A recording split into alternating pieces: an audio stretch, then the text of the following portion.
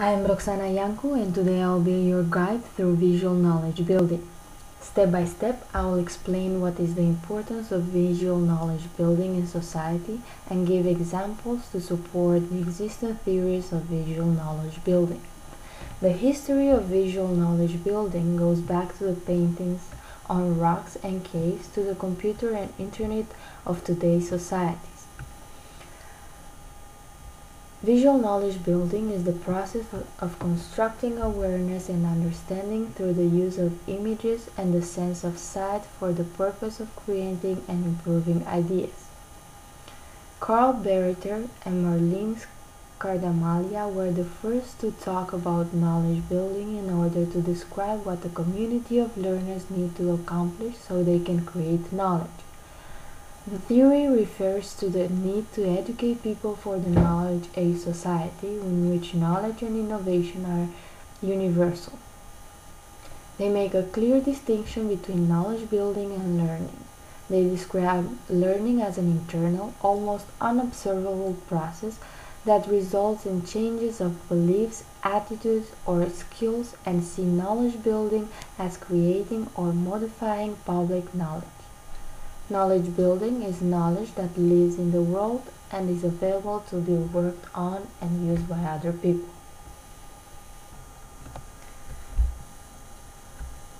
Definition of learning.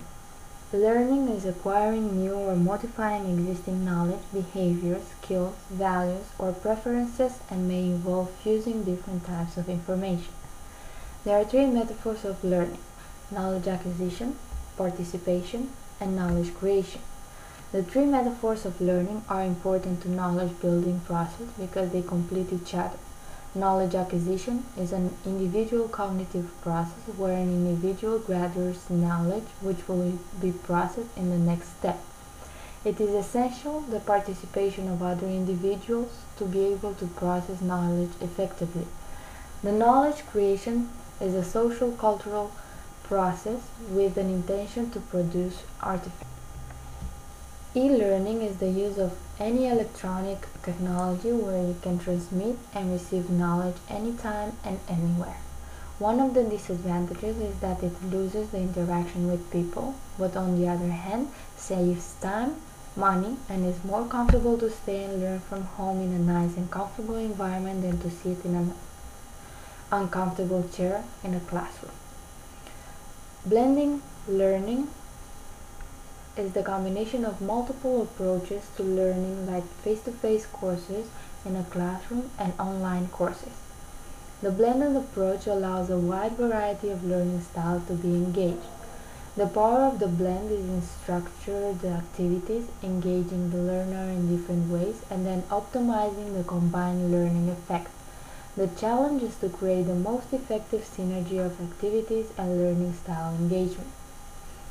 I believe that the trends of learning are heading more and more into e-learning because the students of today's society, also called the digital natives, are less motivated to go to classes when they know that they can learn everything from home. The digital natives are used to go at a faster speed and receive numerous stimuli at the same time and still be able to focus because they are used to multitasking.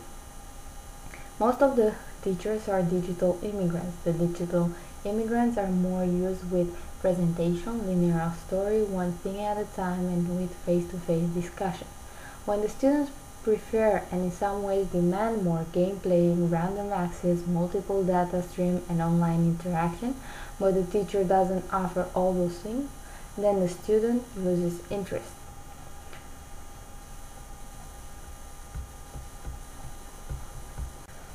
Mark Prensky was the one that talked about digital natives and digital immigrants. A digital native is a young person who was born during or after the general introduction of digital technology and through interacting with digital technology from an early age has a greater understanding of its concepts. In most cases, the term focuses on people who grew up with 21st century modern technology. A digital immigrant is an individual who was born before the existence of digital technology and adopted it to some extent spend later in their life. Between these two groups of generation, there is an obvious conflict. Education, as Mark Presky states, is the single largest problem facing the digital world, as our digital immigrants instructors, who speak an outdated language, that of the pre-digital age, are struggling to teach a population that speaks an entirely new language. Digital immigrants suffer complication in teaching digital natives how to understand an environment which is native to them and foreign to immigrants. Visual e-pedagogy and educational theories. Professor Sevan Sonvila-Weiss characterized visual e-pedagogy as a learning process involving different senses, looking, touching, and speaking, connecting object and image with language and vice versa. The impact, visions, and innovation of Jan Amos Comenius in educational thinking are more important to visual pedagogy, leading to visual knowledge building, because Comenius was the first person to use images on textbooks as tool for teaching, and for that he is being acknowledged as the father of modern education. He said, "The education is equally a need for everyone, because without it the child would be a best monster or silly idle lout." Isotype and info design. The term isotype comes from International System of Typographic Picture Education, and it is a method of showing social, technological, biological, and historical connection in pictorial form. The use of international signs in airport is a perfect example of isotype used in our popular culture. If you are traveling to a foreign country, it is easy because the signs are the same as in your own. Therefore, the use of isotypes makes it more easy for people to survive in unfamiliar environments. Information design is the skill and practice of preparing information so people can use it with efficiency and effectiveness. Where the data is complex or unstructured, a visual representation can express its meaning more clearly to the viewer. For example, showing info design during a meeting to potential clients is a good way to make them understand what you are trying to say and show.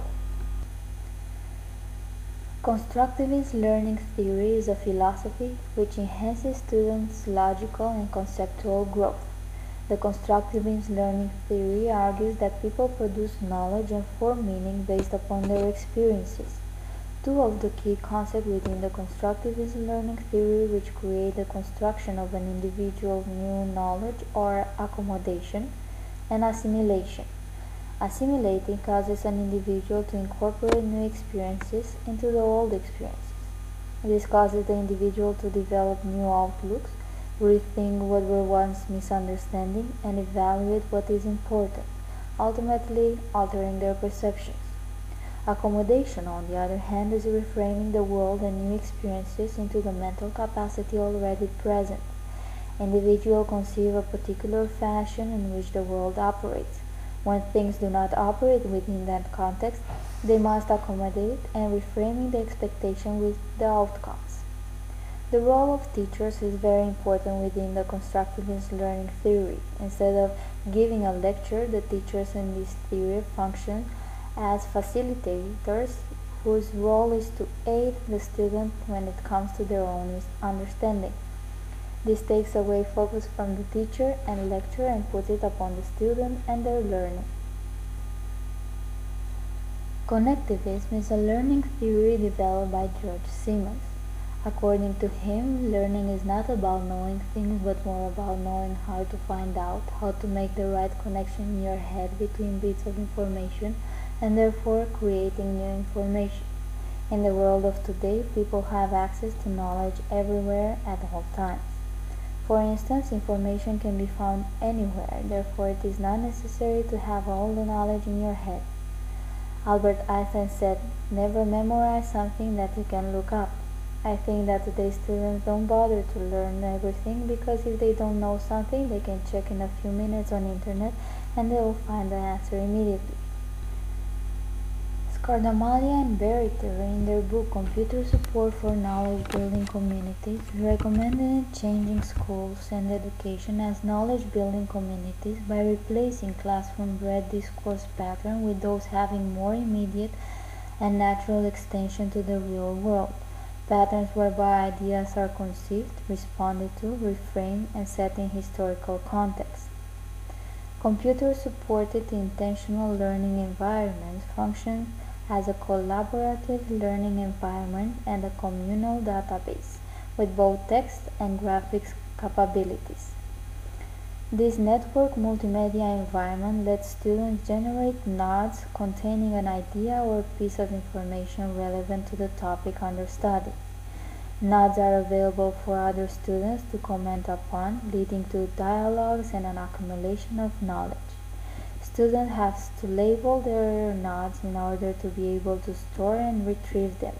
Over time, they come to appreciate the value of a precise descriptive label.